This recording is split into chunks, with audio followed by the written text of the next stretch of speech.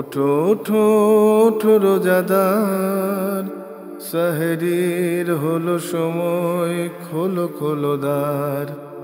বাতাস ডাকে তোমায়, ডেকে যায় তারকারা, আসমানে আছে যত আলোকিত ফেরেশতারা। ওঠো ওঠো ওঠো রোজাদার, সেহরির হলো সময়, খোলো খোলো দ্বার। আসসালামু আলাইকুম ওয়া রাহমাতুল্লাহি ওয়া বারাকাতুহু। আলহামদুলিল্লাহি কাফা ওয়া সালামান আলা ইবাদিহিল্লাযীনা ইসতাফা, আম্মা বা'দ। দূর এবং কাছে, দেশ ও প্রবাসে যে যেখানে বসে এনটিভির পর্দায় দেখছেন পবিত্র মাহে রমাদানের সাহারির বিশেষ অনুষ্ঠান বিআরবি বরকতময় সাহারি, powered by BRB hospital limited এবং বিআরবি MRS এর সৌজন্যে। প্রিয় দর্শক, যারা এই মুহূর্তে টেলিভিশনের সামনে বসে আমাদের অনুষ্ঠান দেখছেন, সকলকেই আমি এইচ.এম. এনামুল হক জানাচ্ছি পবিত্র মাহে রমাদানের মোবারকবাদ এবং শুভেচ্ছা। দর্শক, আমরা অনুষ্ঠানের শুরুতেই শুনব মহাগ্রন্থ কোরআনুল কারীম থেকে তেলাওয়াত। সেহরির হলো সময়, খোলো খোলো দ্বার। أعوذ بالله من الشيطان الرجيم. بسم الله الرحمن الرحيم. الذين يوفون بعهد الله ولا ينقضون الميثاق والذين يصلون ما أمر الله به والذين يصلون ما أمر الله به أن يوصل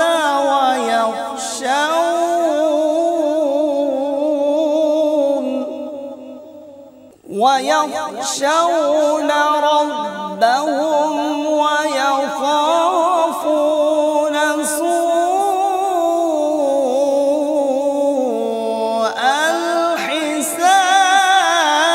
الحساب والذين صبروا ابتغاء وجه ربهم وأقاموا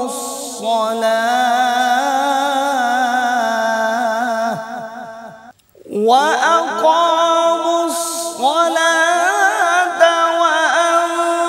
وأنفقوا مما رزقناهم سرا وعلانية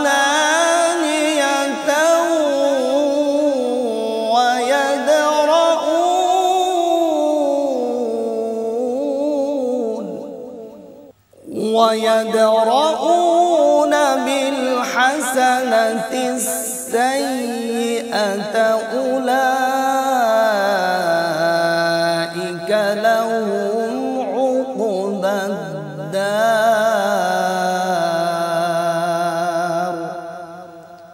صدق الله العظيم. দর্শক, আমরা শুনলাম কারি সাহেবের কণ্ঠে চমৎকার কোরআন তেলাওয়াত। এ পর্যায়ে রয়েছে তেলাওয়াতকৃত আয়াতের তাফসীর।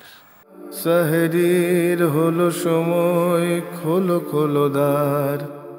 আসসালামু আলাইকুম ওয়া রাহমাতুল্লাহি ওয়া বারাকাতুহু। আলহামদুলিল্লাহি ওয়াহদা ওয়াসসালাতু ওয়াসসালামু আলা মান লা নাবিয়্যা বা'দা, আম্মা বা'দ। সুপ্রিয় দর্শক শ্রোতা, দূরে ও কাছে, দেশে ও প্রবাসে যে যেখান থেকে আমাদের এই আয়োজনে শরীক হয়েছেন, যুক্ত হয়েছেন, যুক্ত রয়েছেন, সকলকে পবিত্র মাহে রমাদানের শুভেচ্ছা বরকতময় সাহরি অনুষ্ঠান থেকে। আমরা আজকে পবিত্র কোরআনের সূরা আর-রা'দ এর 20 থেকে 22 নম্বর আয়াত পর্যন্ত সংক্ষিপ্ত তাফসীর এবং এই আয়াতের আলোকে আমাদের কি করণীয়, কি শিক্ষা রয়েছে, আমাদের জীবন গঠনে এই আয়াতগুলো কিভাবে আলোকিত করতে পারে সে বিষয়গুলো আলোচনা করব ইনশাআল্লাহ। সরাসরি আমরা পবিত্র কোরআনে প্রবেশ করি। আল্লাহ তাআলা সূরা রাদের 20 নম্বর আয়াতে ইরশাদ করেন, আল্লাযীনা ইউফুনা বিআহদিল্লাহ।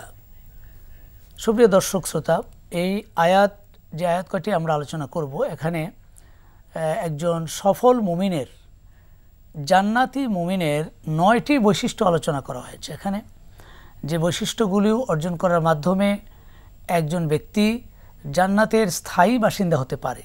আল্লাহ তাআলা তিনি মানুষের প্রতি, বান্দার প্রতি দয়ালু হয়ে, করুণাময় হয়ে তিনি কোরআনের পাতায় পাতায়, জায়গায় জায়গায় মুমিনদের বৈশিষ্ট্যগুলো আলোচনা করেছেন এবং তাদেরকে তিনি জান্নাতে নিতে চান। সেই কাঙ্ক্ষিত সেই আয়াতগুলো আজকে আমাদের এই তাফসীরের আলোচনা আসবে ইনশাআল্লাহ। আমরা শুরু করছি। আল্লাহ তাআলা বলেছেন, আল্লাযীনা ইউফুনা বিআহদিল্লাহ। 1 নম্বর হলো যারা আল্লাহ তাআলার সাথে প্রদত্ত প্রতিশ্রুতি পূর্ণ করে। আল্লাহর সাথে প্রদত্ত প্রতিশ্রুতি কি? আল্লাহর সাথে আমরা প্রতিশ্রুতি দিয়ে এসেছি। যখন সমস্ত রূহগুলোকে সৃষ্টি করা হয়েছে তখন আল্লাহ তাআলা প্রশ্ন করেছিলেন, আলাস্তু বিরাব্বিকুম, আমি কি তোমাদের রব নই?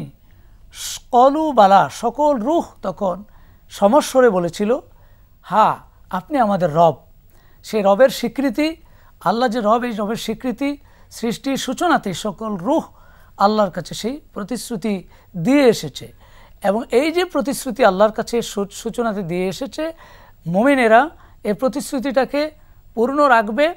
পৃথিবীর এই জীবনে সবসময় সেই প্রতিশ্রুতি পূর্ণ করার জন্য তার সর্বশক্তি নিয়োগ করে কাজ করে যাবে, আল্লাহর সাথে দেয়া প্রতিশ্রুতি পূর্ণ করা।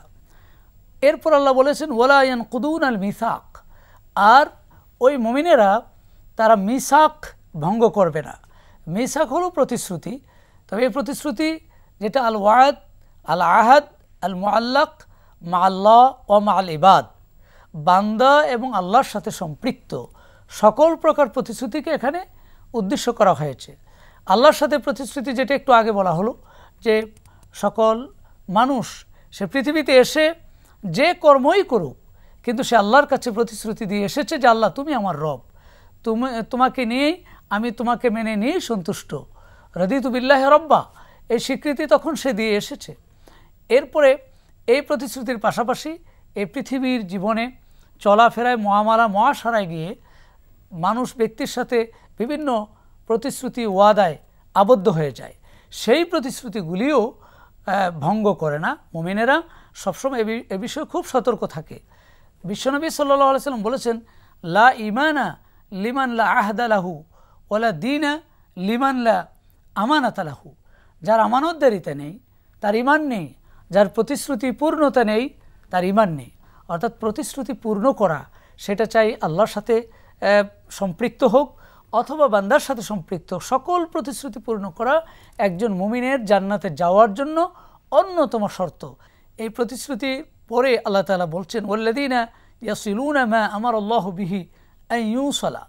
আল্লাহ তাআলা যে সমস্ত সম্পর্ক বজায় রাখার জন্য নির্দেশ প্রদান করেছেন, তারা সেই সম্পর্ক বজায় রাখে, সম্পর্ক পরিপূর্ণ রাখে। এখানে মুফাসসিরিনে কেরাম বলেন, সম্পর্ক বলতে এখানে আত্মীয়তার সম্পর্ককে মেইনলি উদ্দেশ্য করা হয়েছে। সম্পর্ক বিভিন্ন ধরনের সম্পর্ক আছে, তবে আকসারুল মুফাসসিরিন, অধিকাংশ মুফাসসির বলেছেন এখানে সম্পর্ক বলতে আত্মীয়তার সাথে সম্পর্ক বজায় রাখা একজন মুমিনের, জান্নাতি মুমিনের অপরিহার্য কর্তব্য। আজকে এ বিষয়ে খুবই দুর্বলতা এবং খুব অভাব লক্ষণীয় আজকের সমাজে। অথচ আল্লাহ বলেছেন, ওয়াতি যাল কুরবা হাক্কাহু ওয়াল মিসকিন, তোমরা তোমাদের আত্মীয় স্বজনের হক আদায় করো। এবং সূরা নিসার শুরুতে আল্লাহ যে বলেছেন, ওয়াত্তাকুল্লাহাল্লাযী তাসাআলুনা বিহি ওয়াল আরহাম, এই রেহেমের সম্পর্ক, আত্মীয়তার সম্পর্ক বজায় রাখা ফরজ একটি। আল্লাহর ইবাদতের পরে, আল্লাহকে মেনে নেওয়ার পরে, আল্লাহর একত্ববাদের পরেই আত্মীয়তার সম্পর্ক রক্ষা করা অপরিহার্য কর্তব্য। এজন্য এখানে সে বিষয়ে আল্লাহ তাআলা ইরশাদ করেছেন মুমিনকে। এরপরে বলেছেন, ওয়ায়াখশাউনা রাব্বাহুম, একজন মুমিন যার স্থায়ী ঠিকানা সে জান্নাত করতে চায়, সে তার রবকে ভয় করবে। এখানে ভয়ের জন্য খাশিয়া শব্দ ব্যবহার করা হয়েছে। কোরআনের কোথাও খৌফ শব্দ আছে। খৌফ মানে ভয়, খাসিয়া মানে ভয়। এই খাসিয়াটা হলো শ্রদ্ধার সাথে, সম্মানের সাথে, তাজিমের সাথে যে ভয়টা করা হয়। মানুষ সাপকেও ভয় পায়, বাঘকেও ভয় পায়, সেই ভয়। আর এখানে খাসিয়া যে ভয়, এটা আল্লাহর ভয়। বাবা মাকে মানুষ ভয় করে, এটা শ্রদ্ধার সাথে ভয় করাকে বোঝানো হয়েছে। অর্থাৎ মুমিন সবসময় আল্লাহকে ভয় করবে। আজকে দেখুন মাহে রমাদান যে আমাদের উপরে ফরজ করা হয়েছে, সেটার মূল টার্গেটটা আল্লাহ জানিয়ে দিয়েছেন, লাআল্লাকুম তাত্তাকুন। একজন মুমিন তাকওয়ার গুণ অর্জন করবে, অর্থাৎ সে আল্লাহকে ভয় করে চলবে। তার প্রতিটা মুহূর্ত, প্রতিটা কর্ম আল্লাহকে ভয় করে চলবে। ওহুয়া মাআকুম আইনামা কুনতুম, তুমি আছো যেখানে, তোমরা আছো যেখানে আল্লাহ আছেন সেখানে। অর্থাৎ আল্লাহর উপস্থিতি, আল্লাহর অবজারভেশন সে উপলব্ধি করবে, রিয়েলাইজ করবে প্রতিটা মুহূর্তে যে আমাকে আল্লাহ দেখছেন, আমার সমস্ত ক্রিয়াকর্ম আল্লাহর একেবারে সামনে রয়েছে। এই অনুভূতি লালন করা, অর্থাৎ রবকে ভয় করে চলা একজন স্থায়ী মুমিন, স্থায়ী জান্নাতি মুমিনের অন্যতম বৈশিষ্ট্য। এরপর আল্লাহ বলছেন ওয়াখাফুনা সুআল হিসাব। প্রিয় দর্শক, এখানে মুমিনেরা ভয় করবে সুআল হিসাব, মন্দ হিসাবকে। অর্থাৎ হিসাবের মন্দ, হিসাবের অনিষ্টতা, হিসাবের খারাপিকে ভয় করবে। মানে কি, হিসাব দেওয়াটা একজন মুমিনের জন্য, হিসাব তো তাকে দিতেই হবে আল্লাহর কাছে। এই অনুভূতি, এই চিন্তা, এই ফিকির এবং এই বিশ্বাস তো তার থাকতে হবে। কিন্তু আল্লাহর সামনে হিসাব দেওয়া খুব কঠিন কাজ, এটা সহজ কাজ নয়। এজন্য বিশ্বনবী সাল্লাল্লাহু আলাইহি সাল্লাম সবসময় একটি দোয়া করতেন, আল্লাহুম্মা হাসিবনি হিসাবা ইয়াসির। আল্লাহ, তুমি আমার হিসাবকে সহজ করে দাও, সহজ হিসাব দান করো। সাহাবায়ে কেরাম জিজ্ঞাসা করলেন, ইয়া রাসূলুল্লাহ, সহজ হিসাব কি? রাসূল বলেন, সহজ হিসাব হলো মালিকের সামনে, মনিবের সামনে, আল্লাহর সামনে যখন বান্দা যাবে, আল্লাহ বলবেন ঠিক আছে তুমি যাও, ঠিক আছে তুমি যাও। অর্থাৎ তাকে কোনো কোশ্চেন করা হলো না, এটাই হলো সহজ হিসাব। আল্লাহ যদি প্রশ্ন করেই বসেন, তাহলে বান্দার আর হিসাব দেওয়ার কোনো সুযোগ থাকবে না। এত সাহস, এত হিম্মত কারো হয়নি। এজন্য আল্লাহ তাআলার সামনে হিসাব দেওয়ার প্রস্তুতি নেওয়া, অর্থাৎ এখানে সুআল হিসাব বলতে বোঝানো হয়েছে যে আল্লাহ, তুমি আমাদেরকে কঠিন হিসাব নিও না, কঠিন প্রশ্ন করে, আমরা তো দুর্বল ইমানের অধিকারী, তুমি আমাদেরকে কঠিন হিসাব নিও না, এই কামনা করে। অর্থাৎ যদি আল্লাহ তাআলা কঠিন হিসাব নেন, তাহলে তো আমাদের উপায় থাকবে না, আমাদের কোনো পার পাওয়ার সুযোগ থাকবে না। সেজন্য এখানে ওই মুমিনেরা সুআল হিসাবকে ভয় করে চলবে। এরপর আল্লাহ তাআলা বলেছেন, ওয়াল্লাযিনা সবারু ইবতিগা ওয়াজহি রাব্বিহিম। আর যে মুমিনেরা ধৈর্য ধারণ করে আল্লাহ তাআলার সন্তুষ্টির নিমিত্তে সবর এখতিয়ার করে, সবর মানে ধৈর্য, পরিচিত শব্দ আমাদের। এবং বিশ্বনবী সাল্লাল্লাহু আলাইহি সাল্লাম এই মাহে রমাদানকে তিনি যে সংজ্ঞায়িত করেছেন, মাহে রমাদানের পরিচয় দিয়েছেন, সেখানে তিনি বলেছেন ওহুয়া শাহরুস সবর। এই রমাদান মাস হলো সবরের মাস। এই সবর দু ধরনের হয়। আর সবরু আলা তোয়া, আল্লাহর নির্দেশিত পথে চলার ক্ষেত্রে সবর এখতিয়ার করা। যেমন দেখেন, এই শেষ রজনীতে উঠা, ঘুম পরিহার করে উঠে যাওয়া, এটা একটা কষ্টের কাজ। কিন্তু সেই কষ্টের কাজটা আল্লাহর সন্তুষ্টির জন্য, যে না, আমার মনিব আমাকে বলেছেন সাহারি খাইতে হবে, রোজা পালন করতে হবে, একেবারে উইলিংলি, নট প্রেশারলি, কোনো প্রেশার উপলব্ধি না করেই সে স্বেচ্ছায় উঠে যায়। মুমিন সবর এখতিয়ার করে শেষ রাতে উঠে যায়। মাঘ মাসের প্রচণ্ড শীতেও সে সহজে উঠে আল্লাহর ইবাদত করে ফেলে। এটা হলো as-sabr আলা তাআ। এরপর আল্লাহ বলেছেন ওয়াকামুস সালাত, এবং মুমিনেরা তারা সালাত কায়েম করবে। অর্থাৎ ঈমানওয়ালা মানুষ যেখানে ঈমানের স্বীকৃতি দিবে, তাকে অবশ্যই সালাত কায়েম করতে হবে। এখানে লক্ষণীয় যে আল্লাহ তাআলা সালাত কায়েমের কথা বলেছেন। আমরা সালাত পড়ার কথা বলি, কিন্তু এই আয়াতে সালাত কায়েমের কথা বলা হয়েছে। সালাত কায়েম বলতে তাফসীরে দুটো অর্থ আসছে। একটা হলো সালাতকে সকল ফরায়েদ, ওয়াজিবাত, শারায়েত, সকল শর্ত শারায়েত সহ খুশু খুজু সহকারে সালাত আদায় করা, সেটা হলো সালাত কায়েম করা। আরেকটি হলো এই সালাত আমার ব্যক্তি জীবনে, আমার পরিবারে, আমার সমাজে, আমার রাষ্ট্রে, সর্বত্র সকল মানুষ সালাত পড়বে। ঈমানওয়ালা মানুষ ঈমান এনেছে, সে সালাত ছাড়বে না, সালাত ছাড়তে পারে না। যখন একটি সমাজে, একটি পরিবারে এভাবে সবাই নামাজি হয়ে যায়, তখনই বলা হবে সালাত কায়েম হয়েছে। এই জন্য আল্লাহ তাআলা এখানে সালাত কায়েমের কথাই বলেছেন। আমি ব্যক্তি সালাত পড়লাম, কিন্তু আমার পরিবারের 5 জন সদস্য আছে, তাদেরকে ডাকলামও না, সালাতের প্রতি উদ্বুদ্ধও করলাম না, তাহলে আমার পরিবারে কিন্তু সালাত পড়া হলো, সালাত আদায় হলো, সালাত কায়েম হয়নি। এই জন্য আকামুস সালাহ বলে আল্লাহ তাআলা সালাত কায়েমের ঘোষণা দিয়েছেন যে তারা সালাত কায়েম করবে। আর আল্লাহ তাআলা এরপরে বলেছেন ওয়ানফাকু মিম্মা রাযাকনাহুম সিররা ওয়া আলানিয়া। আর তারা গোপনে এবং প্রকাশ্যে আল্লাহর জন্য দান করে, এখানে দুটো শব্দ আল্লাহ উল্লেখ করেছেন, গোপনেও দান করতে পারে, প্রকাশ্যেও দান করতে পারে। আমরা হয়তো জানি যে গোপনে দান করলে সওয়াব বেশি, বিশ্বনবী বলেছেন, কিন্তু এই আয়াতে কিন্তু দুটারই সুযোগ আছে এবং দুটাই সুন্নাত। অর্থাৎ প্রকাশ্যে দান করে যদি ফাস্তাবিকুল খায়রাত, আল্লাহ বলেছেন তোমরা ভালো কাজে প্রতিযোগিতা করো, আমার দানের প্রতি উৎসাহিত হয়ে অন্যরা যদি দান করে আমিও ডবল সওয়াব পেয়ে গেলাম, এই নিয়ত থাকলে। কিন্তু বাহাবা পাওয়ার জন্য, মারহাবা পাওয়ার জন্য দান করলে সেটা তো গুনাহ হবে, গোপনে করলেও গুনাহ হবে, প্রকাশ্য করলেও গুনাহ হবে, সেটা তো সওয়াব হবে না। সেজন্য গোপন দানেও যেমন সওয়াব আছে, প্রকাশ্য দানেও সওয়াব আছে। এরপরে শেষের আয়াতে আল্লাহ তাআলা বলেছেন ওয়ায়াদরাউনা বিল হাসানাতি সাইয়্যা, অত্যন্ত গুরুত্বপূর্ণ একটি নির্দেশ, যে মুমিনেরা তারা মন্দটাকে ভালো দিয়ে বিদূরিত করে, মন্দের বিপরীতে মন্দ করে না। কেউ যদি তার সাথে মন্দ আচরণ করেই বসে, তখন সে সেটাকে ভালো দিয়ে প্রোটেক্ট করে, তাকে সুন্দর কথা দিয়ে, সুন্দর আচরণ দিয়ে, ভালো ব্যবহার দিয়ে তার ওই মন্দটাকে দূর করার চেষ্টা করে। ইন্নাল হাসানাত ইউযহিবনা সাইয়্যাত, কোরআনে আছে মন্দটা ভালোর মাধ্যমে দূর হয়ে যায়। কেউ যদি মন্দ করেই বসে, আবার যদি সে ভালো করে, তাহলে আল্লাহ তাআলা ওই মন্দটা মাফ করে দেন। সুতরাং সমাজে চলতে গিয়ে বিভিন্ন মানুষের সাথে মুআমালা করতে হয় আমাদের। সেক্ষেত্রে কেউ যদি বুঝে হোক না বুঝে হোক আমার সাথে মন্দ আচরণ করেই বসে, আল্লাহ বলছেন যে সেখানে মুমিন, জান্নাতের অধিবাসী মুমিন মন্দটাকে ভালো দিয়ে সে মোকাবেলা করে। এবং শেষে আল্লাহ বলেছেন উলাইকা লাহুম উকবাদ-দার, এই বৈশিষ্ট্য এর অধিকারী যারা হবে তারাই হলো জান্নাতের স্থায়ী অধিবাসী। সেখানে আর গেলে তাদেরকে আসতে হবে না, চিরদিনের জন্য তারা জান্নাতে থাকবে। প্রিয় দর্শক, আসুন আমরা আমাদের জীবনের সাথে এই বৈশিষ্ট্যগুলি মিলিয়ে আমরা জান্নাতের অধিবাসী, জান্নাতের পথে আমাদের যাত্রা অব্যাহত রাখি। আল্লাহ হাফেজ, ওয়াসসালামু আলাইকুম ওয়া রাহমাতুল্লাহি ওয়া বারাকাতুহু। দর্শক, আমরা তাফসীর শুনলাম, এখন আপনাদের জন্য রয়েছে একটি ইসলামী গান। সাহরির হলো সময়, খোলো খোলো দ্বার, তুমি মাফ করে দাও প্রভু, তুমি মাফ করে দাও প্রভু, আমার হৃদয় পাপে তাপে ভরা, আমার হৃদয় পাপে তাপে ভরা, ক্ষমা তুমি করো প্রভু,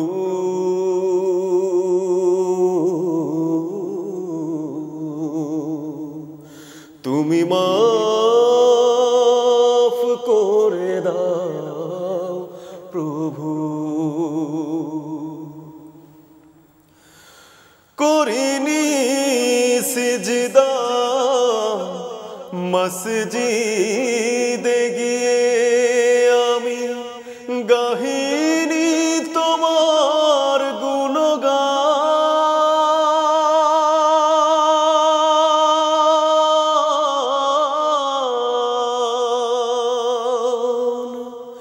করিনি সিজদা মসজিদে গিয়ে আমি, গাহিনী তোমার গুণগান,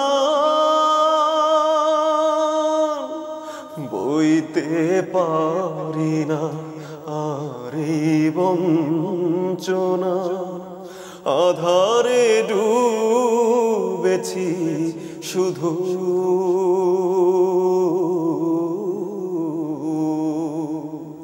তুমি মাফ করে দাও প্রভু। পারিনি যাকাতের মূল্য দিতে আমি, করিনি সিয়াম সাধনা,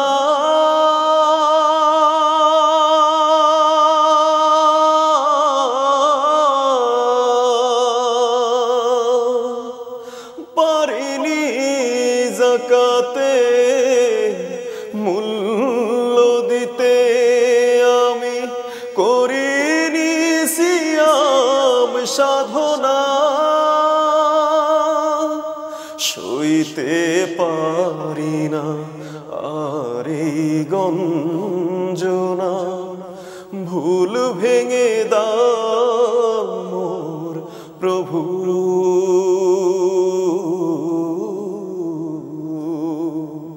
তুমি মাফ করে দাও প্রভু তুমি মাফ করে দাও প্রভু আমার হৃদয় পাপে তাপে ভরা আমার হৃদয় পাপে তাপে ভরা ক্ষমা তুমি করো প্রভু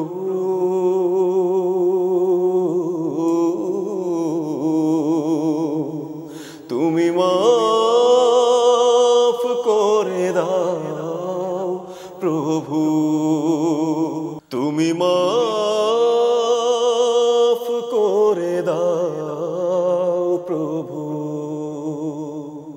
দর্শক, এ পর্যায়ে রয়েছে প্রতিদিনের নিয়মিত বিষয়ভিত্তিক আলোচনা। সেহরির হলো সময়, খোলো খোলো দ্বার। আর আজকের আলোচনার বিষয় হচ্ছে রমাদান ও স্বাস্থ্য বিজ্ঞান। চমৎকার একটি বিষয় আজকের আলোচনা। দর্শক, এ বিষয়ে আলোচনা করার জন্য আমরা স্টুডিওতে একজন স্বনামধন্য বিজ্ঞ মেহমানকে আমন্ত্রণ জানিয়েছি। বিশিষ্ট ইসলামী চিন্তাবিদ ডক্টর মাসিহুর রহমান, বিজ্ঞান গবেষক। আসসালামু আলাইকুম ওয়া রাহমাতুল্লাহি ওয়া বারাকাতুহু। ওয়ালাইকুম আসসালাম ওয়া রাহমাতুল্লাহি ওয়া বারাকাতুহু। দর্শক, আসুন আমরা আমাদের মেহমানের কাছ থেকেই আজকের বিষয়ে আমরা আলোচনা শুনব ইনশাআল্লাহ। জি, আজকে যে বিষয়টি আমরা নিয়েছি রমাদান ও স্বাস্থ্য বিজ্ঞান, অত্যন্ত চমৎকার একটি বিষয়। যে বিষয়টি হচ্ছে রমাদানের সাথে রিলেটেড। রমাদানটা একদিকে যেমন আত্মার শুদ্ধি আনে সিয়াম সাধনার মাধ্যমে, ইবাদতের মাধ্যমে, অনুরূপভাবে রমাদানের মধ্যে রয়েছে স্বাস্থ্যের অনেক উপকারিতা সিয়াম পালনের মাধ্যমে, কিয়ামুল লাইলের মাধ্যমে। এই বিষয়টি আপনার কাছ থেকে আজকে জানবো। রমাদান মাস তাকওয়া অর্জনের মাস।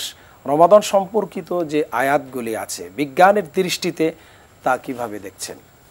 ধন্যবাদ আপনাকে। আপনি জানেন সূরা বাকারার 183 থেকে 187 নম্বর আয়াত পর্যন্ত এই সিয়াম সম্পর্কে বলা আছে, নিয়মকানুন সমস্ত কিছু বিস্তারিত বলা আছে। আমরা আজকে 183, 84, 85 থেকে অংশ বিশেষ নিয়ে আলোচনা করি। 183 নম্বর আয়াতে আল্লাহ বলছেন যে ইয়া আইয়ুহাল্লাযিনা আমানু কুতিবা আলাইকুমুস সিয়ামা কামা কুতিবা আলাল্লাযিনা মিন ক্বাবলি লাআল্লাকুম তাত্তাকুন। সেই শব্দটা হচ্ছে লাআল্লাকুম তাত্তাকুন কুতিবা। এই কুতিবা শব্দ যদি আমরা খেয়াল করি, এটা একটা প্রেসক্রিপশন, যেমন ডক্টর একটা প্রেসক্রিপশন দেয়, হ্যাঁ, তো এবং সেই ফর্দটা মেনে চলতে হয়। এটা সারা জাহানের এর আগে যত মানুষ ছিল পৃথিবীর সবার জন্য কিন্তু এই বিধানটা ছিল। আমরা এটা কি করি, যেমন এই লাআল্লাকুম তাত্তাকুন, এই তাত্তাকুন শব্দটা যেটা আমরা যদি মূল শব্দ হলো আর তাকওয়া, এর অ্যারাবিক রুট যদি আমরা চিন্তা করি সেটা ওয়াকায়া, এবং এর অ্যাক্টিভ ভার্ব যেটা সেটা হচ্ছে ইত্তাকি, মানে ঢাল। ঢাল একটা প্রোটেকশন, তাই না? যুদ্ধে যেমন আমরা যদি চিকিৎসা বিজ্ঞানে চিন্তা করি, যেমন ভ্যাকসিন দেওয়া হচ্ছে সার্টেন ডিজিজ থেকে প্রোটেকশন নেওয়ার জন্য, অনেক ধরনের ভ্যাকসিন পাওয়া যায়। তাহলে এখানে মূলত রোজার একটা জিনিস হচ্ছে প্রোটেকশন।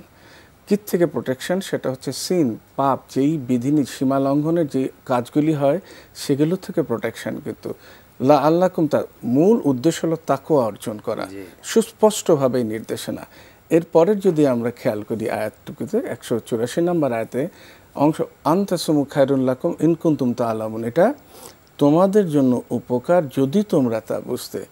তাহলে কি উপকার হতে পারে, আমরা কি বুঝতে পারি? প্রথম আমরা জানি রোজা রাখলে শরীরে খাবার কম যায়, অতএব লিভার একটা ডিটক্সিফিকেশনের একটা স্কোপ পায়, এমন যত শরীরে বর্জ্য পদার্থ আছে সেটাকে ডিটক্সিফাই করতে পারে।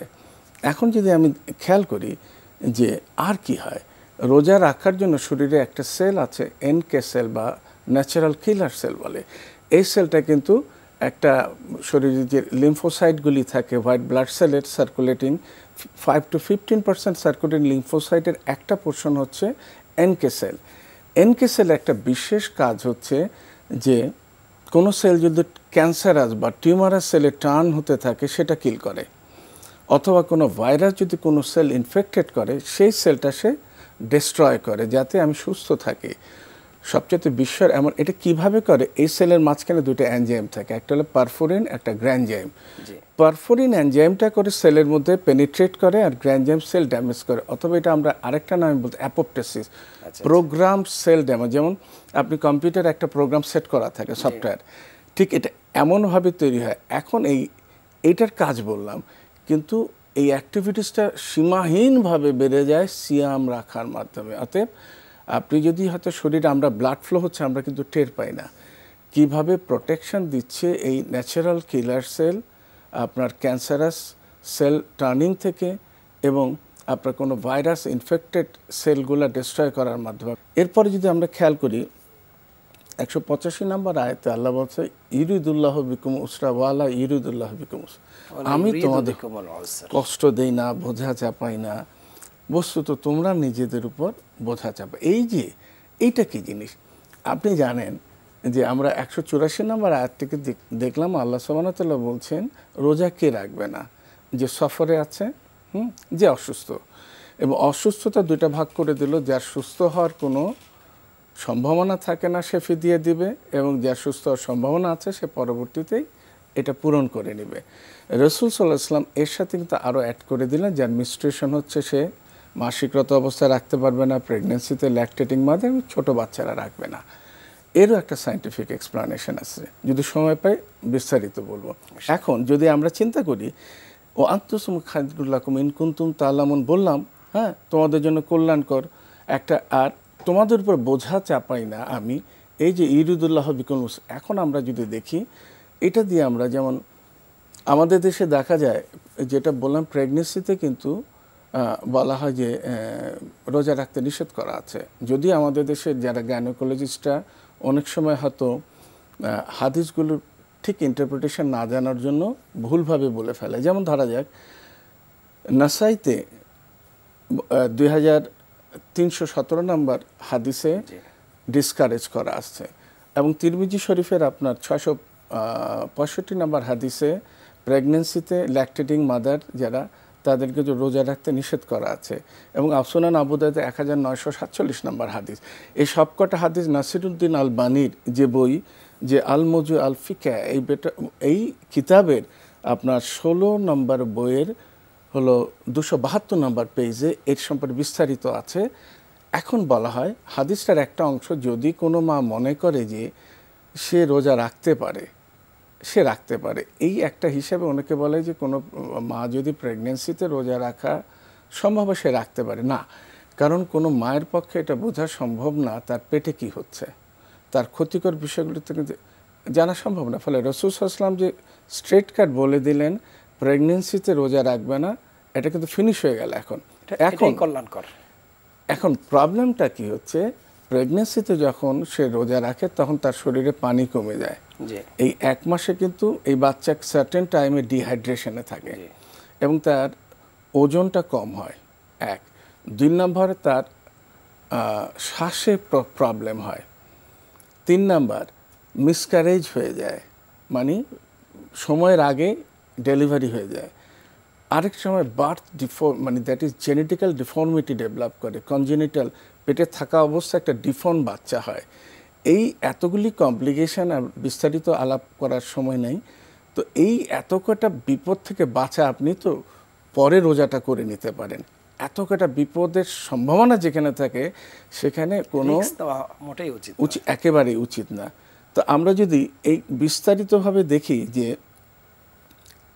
183, 84, 85 নম্বর আয়াতে সম্পূর্ণভাবে আল্লাহ বলে দিলেন যে আসলে শুধুমাত্র আমরা একটা দিনের ব্যাপারে আমরা চলছি, আল্লাহর আদেশ মানছি। এখন প্রশ্ন থাকতে পারে এই আয়াতগুলির মধ্যে আমরা কি বুঝি? একটা যে লাইফটা ডিসিপ্লিন হওয়ার জন্য 1 নম্বর, 2 নম্বর হচ্ছে প্রোটেকশনের জন্য, 3 নম্বর হচ্ছে যে আল্লাহ ভীরুতা, আল্লাহর প্রতি ভয়, যে আমার জবাব দিতে হবে, আমার প্রত্যেকটা কাজের জন্য আল্লাহর সামনে দাঁড়াতে হবে, এই জিনিসটা যেন মনে হয়।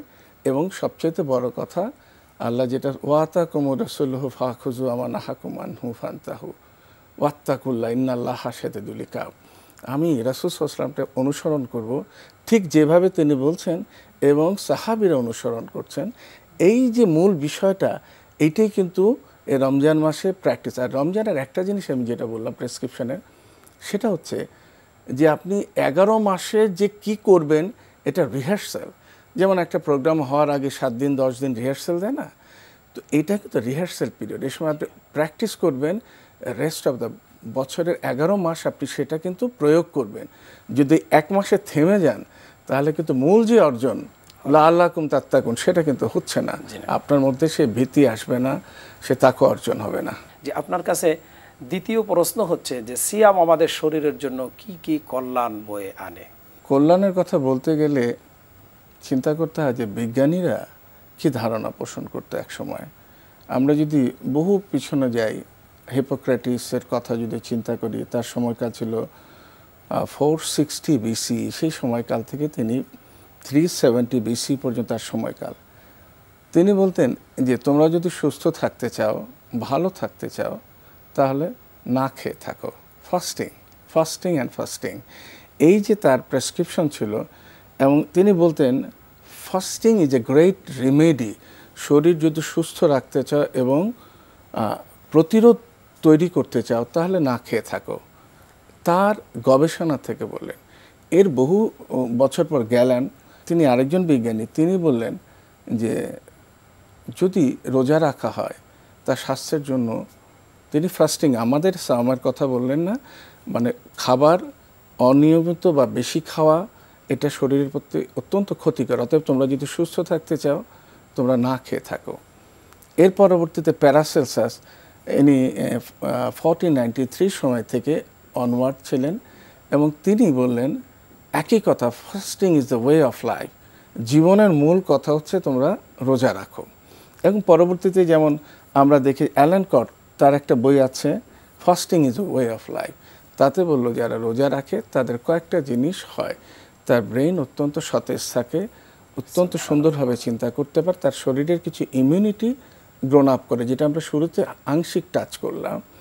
অতএব এবং আরও অনেক কিছু ডিটক্সিফিকেশনের কথা বললাম, সেটা হয়। ফলে সে বলল যে এটা অত্যন্ত মানুষের জন্য উপকার। অ্যালান কটের পর জন রুটি, হার্ভার্ড ইউনিভার্সিটি, তিনি একজন বললেন যে এই রিসার্চে তিনি দেখালেন যে রোজা রাখলে অথবা না খেয়ে থাকলে যেটা ঘটে, না খেয়ে থাকলে হবে না, একটা নির্দিষ্ট নিয়মে কিন্তু না খেয়ে থাকতে হবে। আরেকটা জিনিস বলি, আপনি যদি বেশিক্ষণ 19 ঘন্টা 20 ঘন্টা না খেয়ে থাকেন তাহলে কিন্তু বডিতে একটা নেগেটিভ ইম্প্যাক্ট হয়।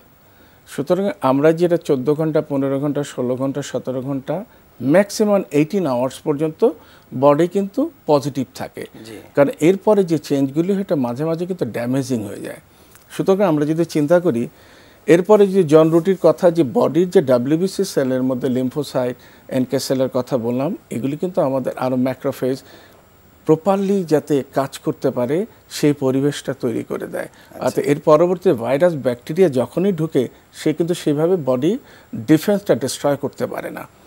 এরপর অটো বেরিঙ্গার, জার্মানির একজন বিজ্ঞানী, তিনি বলছেন যে ফাস্টিংয়ের মাধ্যমে কিছু নিউ সেল গ্রো করে, হ্যাঁ, অনেক সেল কিন্তু গ্রো করে, ফলে এবং আমাদের হিলিং প্রসেসে খুব হেল্প করে। যেটি কোনো জায়গায় কাটলো, ভিতরে ড্যামেজ হলো, কোনো জায়গায় আলসার হলো, ঘা হলো, বডির যে হিলিং মেকানিজম এটা টোটালি কিন্তু এই রোজার সময় কিন্তু এটা বহুগুণ বেড়ে যায়।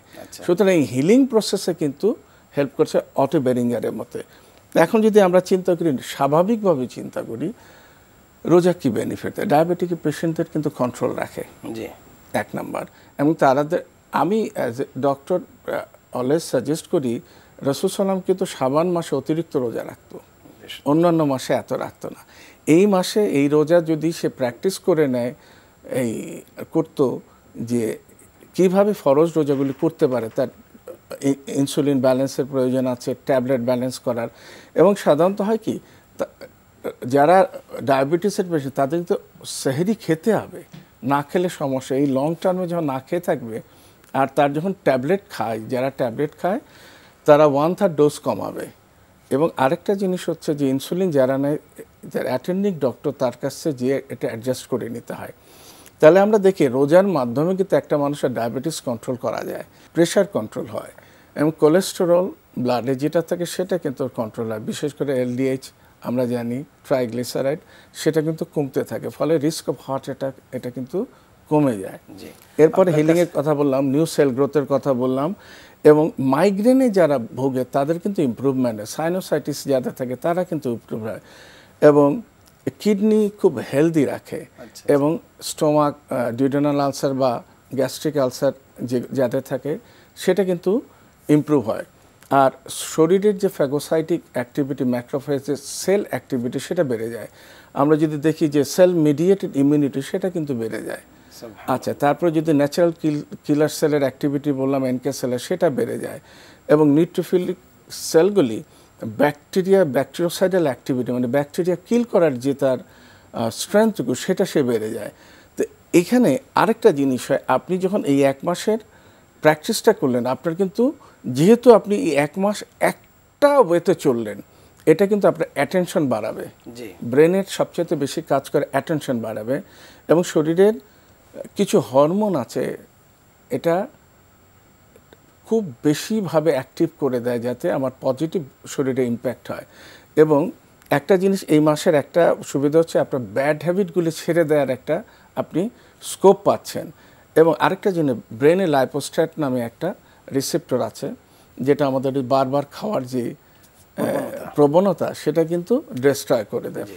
সুতরাং আপনার খাবার প্রতি যেই একটা ব্যালেন্সফুল জীবন যাপন করা, যার মাধ্যমে শারীরিক অনেক কল্যাণ সবকিছু আসবে। হ্যাঁ, এই সমস্ত কিছু এই কারণেই নবী করিম সাল্লাল্লাহু আলাইহি ওয়াসাল্লাম বলেছেন যে তোমরা যখন খাবার খাবে 3টা ভাগের 1 ভাগ খাও খাবার, 1 ভাগ পানি, আর 1 ভাগ খালি রাখো নিজের শরীরের জন্য।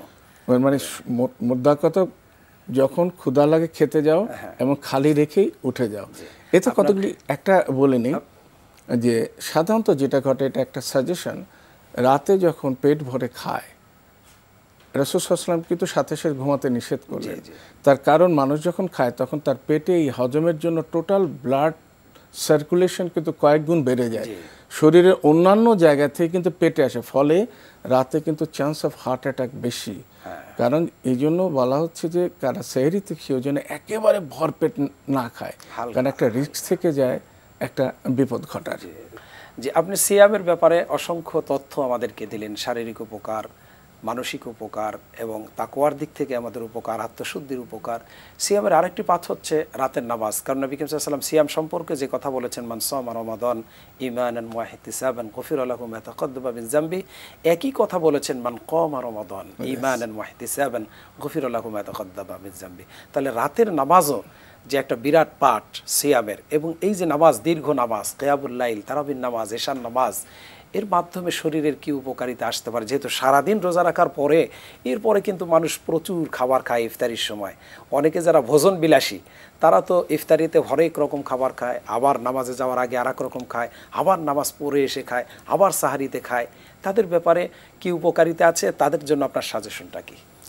প্রথম নামাজের কথা যদি আমি বলি, যে কিয়ামুল লাইলের কথা, আপনি একটা জিনিস খেয়াল করবেন, আপনি যখন নামাজে দাঁড়ান সোজা হয়ে থাকেন, অন্য কোনো সময় এরকম বেশিক্ষণ আপনি সোজা হয়ে থাকবেন না। 1 নাম্বার। একটা বেনিফিট, যেমন তেলাওয়াত করলে একটা বেনিফিট আছে, যখন আপনি নিজে না দাঁড়াবেন নামাজে এবং তেলাওয়াত করবেন, এ সাউন্ড ভাইব্রেশন হয় শরীরের ভিতরে, এটা অর্গানগুলি কিন্তু অ্যাক্টিভ হয়, হ্যাঁ, মারাত্মকভাবে। এবং আপনি যখন স্থিরভাবে থাকবেন, বডির কিছু অ্যাক্টিভিটিস আছে যেগুলি কিন্তু নর্মাল সময় আপনি যখন নড়াচড়া করবেন তখন ইনঅ্যাক্টিভ থাকে, এবং যখন আপনি স্থির হয়ে থাকেন তখন অ্যাক্টিভ হয়।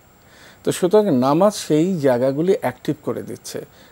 হ্যাঁ, তো এখন আপনি দেখলেন যে আমার কি কি নামাজের অ্যাক্টিভ, আপনি যখন সেজদায় যাচ্ছেন তখন কিন্তু ব্লাড ফ্লো হচ্ছে টুয়ার্ডস ব্রেইন, এবং এই ক্যারোটিড আর্টারিতে একটা প্রেশার পড়ে, ক্যারোটিড আর্টারিতে ব্লক হয়, ফলে কন্টিনিউয়াস সেজদার জন্য আপনার চান্স অফ সিভিডি বা ব্রেইন হেমোরেজ বা আমরা স্ট্রোক বলি যে সেটা চান্সটা কমে যায়, এবং ক্যারোটিড আর্টারিতে যে প্লাক জমে সেটা কমে যায়, অতএব রিস্ক যেটা স্ট্রোকের সেটা কিন্তু মিনিমাইজ হয়ে যাচ্ছে, কমে যাচ্ছে।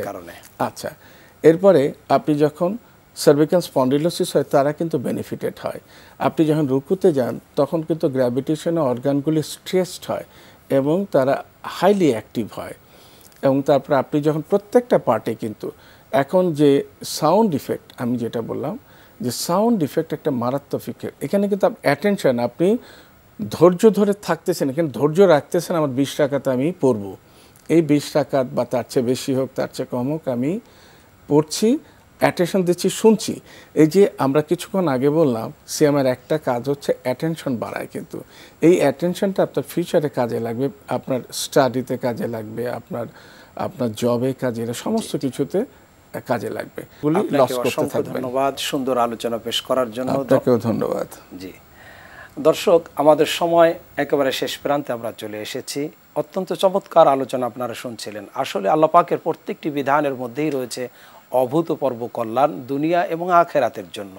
আমাদের মেহমান অত্যন্ত চমৎকারভাবে তথ্যগুলো উপস্থাপন করেছেন চিকিৎসা বিজ্ঞানের ভাষায় এবং ধর্মীয় দিক থেকে, যে কিভাবে আমাদের শারীরিক উপকারিতা আছে এবং আমাদের আত্মশুদ্ধি তাকে অবলম্বন করার যে সিস্টেম, সেটাও রোজা প্রতিপালনের মাধ্যমে কিভাবে হয়।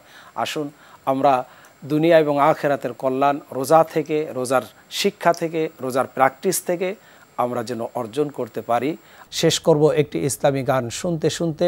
আখিরু দাওয়ানা আনিল হামদুলিল্লাহি রাব্বিল আলামিন। আসসালামু আলাইকুম ওয়া রাহমাতুল্লাহি ওয়া বারাকাতুহু। রসূল নামে কেলো মদিনা,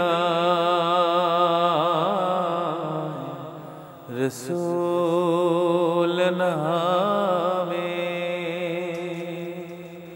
ওরে আকাশের ওই চন্দ্র কেড়ে, ওরে আকাশের ওই চন্দ্র কেড়ে, ওকে আনলো দুনিয়ায়, রসূল নামে। গলে তসবির মালা,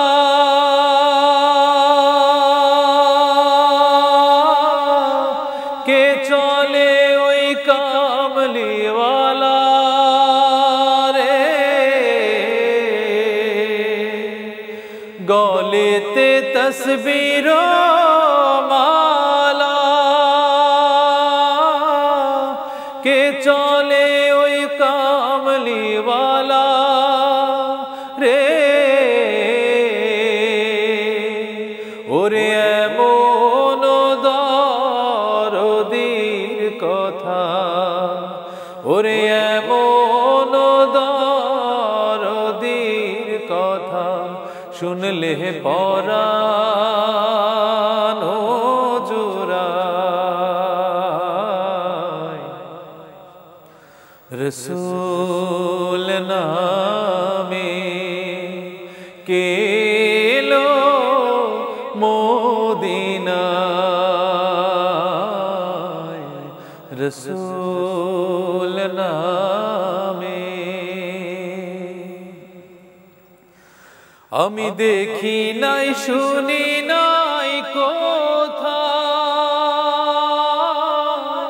মানুষে না সে মানুষের ব্যথায় রে, আমি দেখি নাই শুনি নাই কোথায়, মানুষে না সে মানুষের ব্যথায় রে,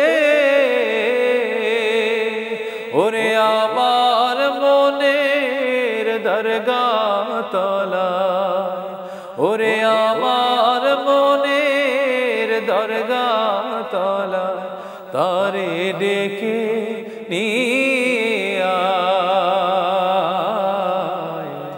রসূল নামে, রসূল নামে কেলো মদিনায়, রসূল নামে, রসূল নামে।